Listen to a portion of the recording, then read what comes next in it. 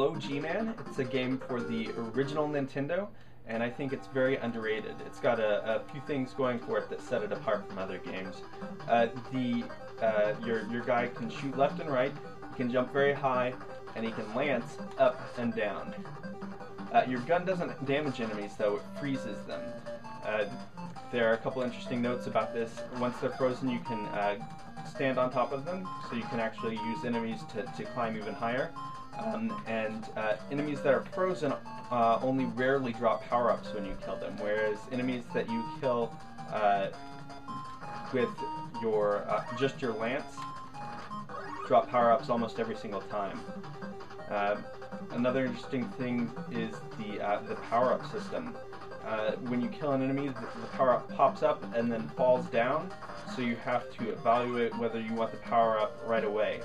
And aside from the normal power-ups, there's also poison, which damages you, and so you actually have to evaluate whether you can or should grab it or not. And I guarantee you will die to grabbing poison at some point during the game. There are power-ups that increase the length of your lance, that let you jump higher, that let your gun shoot out more bullets at a time. That was just poison that I grabbed.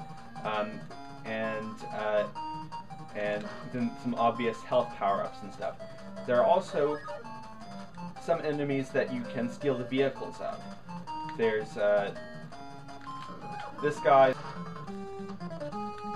There's a hover bike, and there's spiders. Another interesting thing about the vehicles is that they've got a timer associated with them rather than health. So when you take damage, you just get less time in the vehicle. One of the interesting things about being able to jump so high is that there are multi-screen bosses like this one, which was pretty unusual for a Nintendo game. On top of that, there are 4 special weapons which basically let you shoot damaging attacks left and right with your normal gun.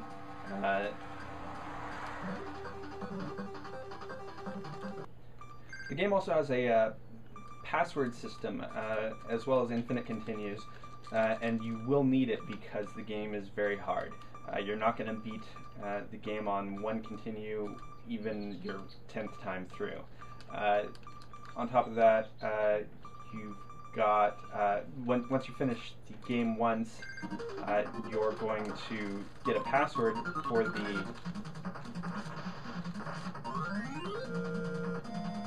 the second quest, which is basically the game on hard mode. And then after you beat the game a second time on hard mode, you'll get a password for an even harder mode. So not only does this game have some interesting mechanics going for it that make you play the game a lot differently than most platformers, it's got a good amount of replayability value. So I highly recommend that you give Low G-Man a shot if you haven't before.